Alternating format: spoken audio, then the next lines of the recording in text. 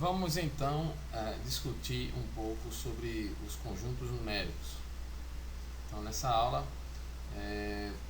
nós vamos buscar os seguintes objetivos: né? Entender o processo de construção dos conjuntos numéricos, conjunto dos números naturais, inteiros, racionais, irracionais e os números reais, e entender a construção da reta numérica. Com relação aos números naturais, eles têm uma origem mais voltada para a ideia de contagem, tá? Então, sem querer entrar em questões históricas, mas vamos supor que o indivíduo deseje representar uma certa quantidade de um objeto e ele ainda não tem o conhecimento de número que nós temos nos dias de hoje, tá? Então, dessa forma, como que ele pode representar essa quantidade? Então, sem dúvidas, né, para nós fazer esse exercício pode parecer muito simples, pois nós já temos o conceito de número em nossa mente. Mas vamos imaginar que essa quantidade seja representada por traços verticais, ou seja, um traço, dois traços, três traços, e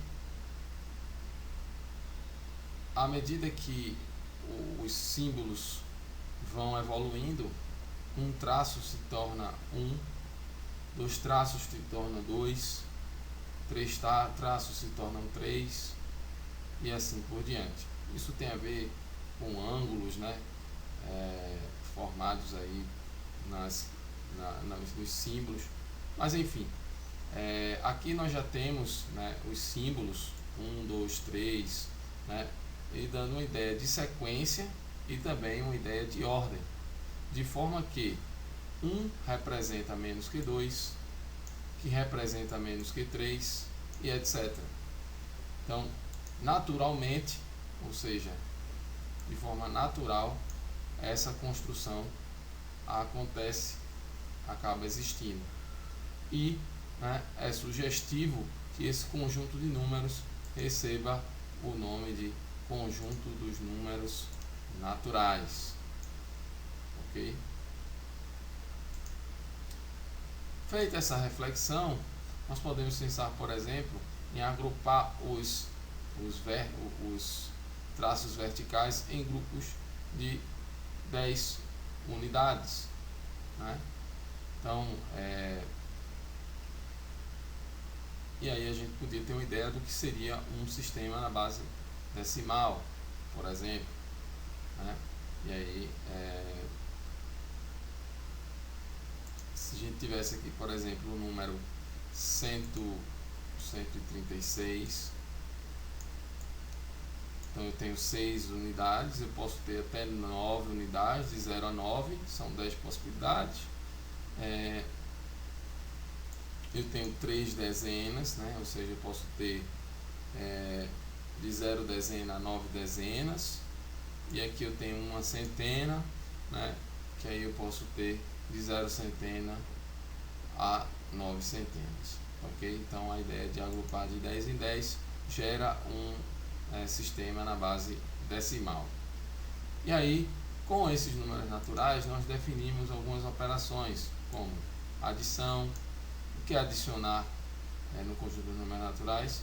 Simplesmente aplicar o sucessor, né? 2, né, mais 1 é o sucessor de 2, né? Aplicar o sucessor de 2 uma vez, ou seja, 2 caímos em 3. 2 mais 2 é o sucessor do sucessor de 2. 2, 3, 4.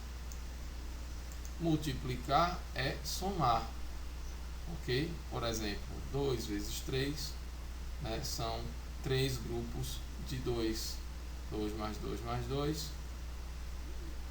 E aí eu posso usar as propriedades, né, comutativas, associativa, para encontrar o resultado da operação de multiplicação. Então, a adição ela é comutativa, ou seja, a ordem não altera o resultado. Ela é associativa, ou seja, eu posso agrupar os termos sem que o resultado se altere, né? Ou seja, posso somar 1 com 2, o resultado somar com 3, ou somar 2 com 3 e o resultado somar com 1, isso não vai alterar o resultado da operação da adição. A adição possui o elemento neutro, e aí o zero é o elemento neutro da adição, de forma que qualquer número adicionado por zero equivale ao próprio número. E a operação da multiplicação, ela é associativa, comutativa, distributiva, tá ok? De forma que o produto se distribui na soma. Essa propriedade distributiva, aqui, por exemplo, 2 vezes 5 mais 3 vezes 5 é o resultado dessa associação, ok? Então o produto se distribui com a soma. O elemento neutro da multiplicação é o número 1, de forma que qualquer número vezes 1 será o próprio número, né? Então a gente define as operações no conjunto numérico e também observamos algumas propriedades que são importantes para que a gente consiga operar esses números e desenvolver, né, toda uma estratégia de contagem que favorece, né, o conjunto, né? Ou seja, o conjunto possui propriedades boas, consigo operar nesse conjunto, né? Ou seja, eu consigo desenvolver, né, esse conjunto e trazer ele para a realidade, né? De certa forma, essas propriedades acabam sendo úteis na associação, na correspondência desses números com a nossa realidade, ok?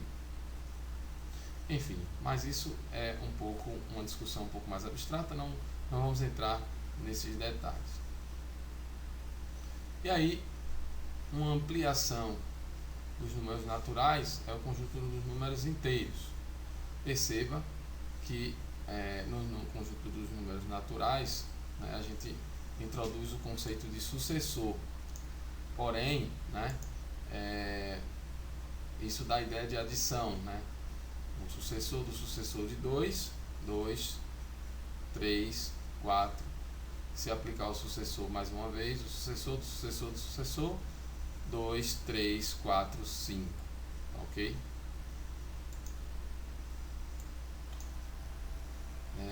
Porém, a gente pode pensar na operação do antecessor, que seria aí o equivalente à subtração. Por exemplo, quem é o antecessor de 1? É 0. Mas quem é o antecessor do antecessor de 1? Isso não está no conjunto dos números naturais. E aí essa resposta ela vem por meio da ampliação do conjunto dos números naturais por meio do conjunto dos números inteiros, certo? Ou seja, o conjunto dos números inteiros é o conjunto dos números negativos com os positivos incluindo o zero. Ou seja, aqui eu consigo fazer a operação de antecessor, de forma que a diferença, a subtração, passa a fazer sentido no conjunto Z, que é o conjunto dos números naturais, mais o zero e os simétricos dos conjuntos do conjunto dos números naturais. E aí a pergunta: adição e multiplicação estão bem definidas em Z? Né? Sim. Adição e multiplicação nos números inteiros são operações bem definidas, ok? Então, 2 menos 3, aplica-se o antecessor 3 vezes sobre o 2. 2, 1, 0, menos 1. Então, vamos pensar agora que existem a ampliação do conjunto dos números inteiros, ela é motivada pela operação de divisão. E essa operação de divisão, ela pode ser vista no conjunto dos números inteiros como aquela divisão inteira, divisão com resto, né? Então, por exemplo, vamos pensar em dividir 5 por 2, né? 5 por 2 eu posso encontrar o quociente 2 com o resto 1. Então, esse tipo de divisão pode ser definido no conjunto dos números inteiros. Porém, né, a divisão com resto. Se a divisão é exata, né, isso não tem, a gente não tem como operar para todo número inteiro, ou seja, garantir todo par de números inteiros, garantir essa divisão exata. Isso não é possível. Então, por exemplo, se eu tomar 2, né, e 1, 2 vezes um certo k, tem que dar 1. Imagine que a gente esteja procurando um k para resolver essa equação. Isso significa dizer, né, que eu estou dividindo 1 por 2. Né? Teria que ter um k aqui de quociente e um resto. Né? Pensando na divisão exata, aqui obviamente a gente sabe que o resultado aqui seria 1/2, mas 1/2 não é um número inteiro. Então esse tipo de número, que é resultado aí dessa operação de divisão entre inteiros, né, é o que a gente chama de número racional. E aí o número racional, ele sempre pode ser reduzido a uma forma mais simples, né, que é não simplificável. Então, por exemplo, vamos pensar em dois números inteiros, 10 e 5,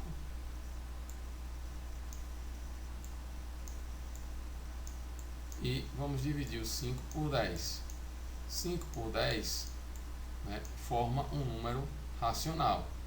E aí eu posso simplificar esse número dividindo por 5 no numerador e o denominador, de forma que eu tenho 1/2. Então isso é uma fração equivalente a 5 décimos, mas que ela está na forma reduzida. Então o número racional é 1/2. Né? Então todo número racional, ele é uma fração de inteiros que não simplifica, não se simplifica. Ok, então, então eu tenho como reduzir, né, essas frações e obter o conjunto de todas essas frações dados P e Q inteiros. Então, dados P e Q inteiros, uma fração não simplificável, né, vou destacar aqui, uma fração não simplificável é o que a gente conhece de conjunto dos números racionais. Né? Aqui a gente tem a divisão exata. Né? A gente consegue, para dados dois números racionais, a gente consegue sempre ter a operação de adição, subtração, e divisão e multiplicação. Okay?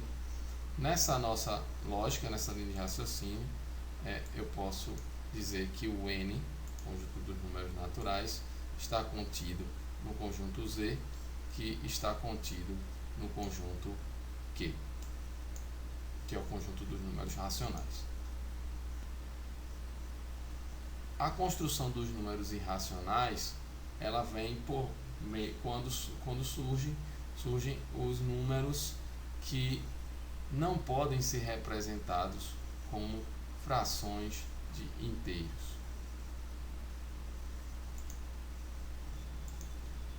O que significaria que esses números não pertencem ao conjunto dos números racionais. Daí o número ser irracional.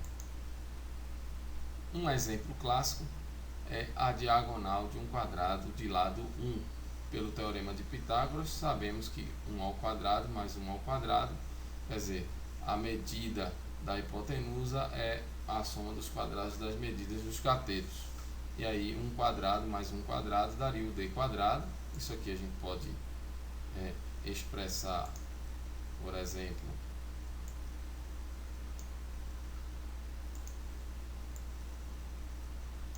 aqui eu teria 1 quadrado, né, e a medida da diagonal estaria representada aqui por esse lado, forma que um quadrado de lado 1, né, e aqui estaria a medida da diagonal. E aí, pelo teorema de Pitágoras, 1 quadrado mais 1 quadrado é igual a d quadrado. Isso aqui indica que d quadrado é igual a 2, e o símbolo do número irracional, né, que é essa diagonal, passa a ser d, como é um número positivo, né, é a raiz de 2. Então, raiz de 2 é a representação deste número irracional. Raiz de 2 não se escreve como quociente de inteiros. E aí, um outro exemplo de número irracional é o número π, que é o comprimento que foi obtido, né, através do comprimento de uma circunferência de raio 1. Então, nesse caso, dado uma circunferência de raio unitário,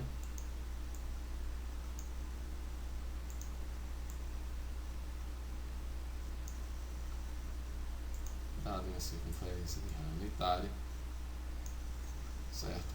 O raio 1, a fórmula é 2πr, é o comprimento da circunferência, né? Então 2π vezes 1 seria o comprimento dessa circunferência, e aí o valor de π estaria dado, aparecendo aqui, né, como sendo o comprimento sobre 2, né?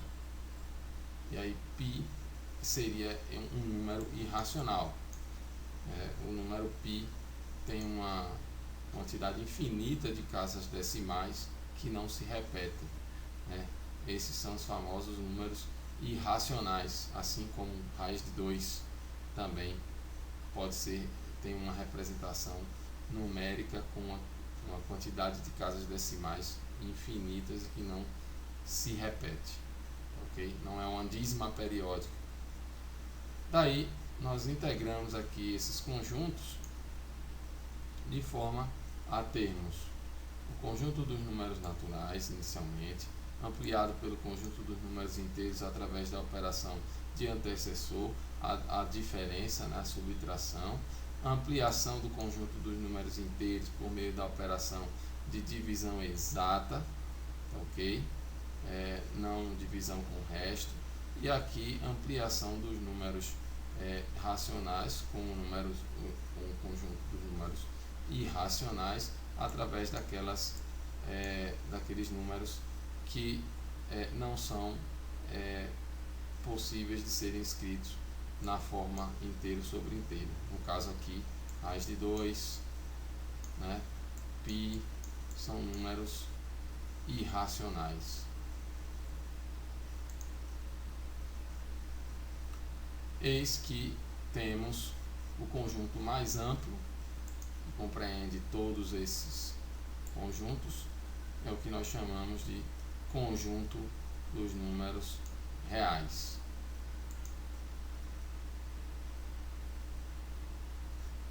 O conjunto dos números reais, o conjunto dos números reais é formado pelos números negativos, positivos, o zero, né? Em R nós temos todas as operações bem definidas, adição, multiplicação, subtração, divisão, né? E tudo permanece em R, ou seja, dividir dois números reais resulta em um número real, ok? E também aqui no conjunto dos números reais a gente tem uma correspondência bionívoca com a reta numérica, de tal maneira que é possível observar aqui nessa figura que cada ponto da reta corresponde a um número real e vice-versa, ou seja, dado um número real, existe um ponto na reta ao qual ele representa.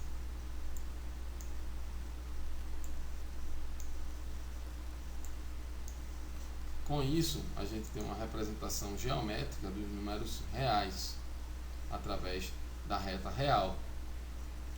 E no conjunto dos números reais, a gente pode estabelecer uma relação de ordem, ou seja, A menor que B, né, se existe um C, de forma que para chegar no B eu preciso completar com o C. Por exemplo, 2 menor que 3, pois existe 1 que somado ao 2 resulta em 3. A maior que B quando B é menor que A, ou seja, a propriedade 1 é aplicada ao B. A igual a B quando nem A é menor que B, nem B é menor que A, ou seja, a gente tem aí a igualdade. E da mesma forma, isso pode ser visto na reta real, né? Ou seja, eu consigo identificar, né, uma relação de ordem, menos 3, 0, menos 3 menor que 0, menor que 2, menor que 4, né? Aqui eu tenho o número π, né, que é maior do que o raiz de 2, que é maior que 1 meio, enfim. Essa é a correspondência 1 a 1, ou seja, bionívoca, né, entre os pontos da reta real e os números reais. Aqui definimos intervalos abertos, ou seja, 2 e 3, todos os números de 2 a 3, sem o 2 e sem o 3. E aí a gente representa isso usando bolinha aberta, né, nos extremos. O outro exemplo aqui, por exemplo, o intervalo fechado em 2, aberto em 3, né, incluindo 2 até a fronteira do 3, mas não inclui o 3. E assim também é possível definir o intervalo fechado, né, nas duas pontas, né, nos dois extremos, de 2 a 3, ok? Bem, esse é o material da aula de hoje, né? Foi mais para introduzir o conceito de número.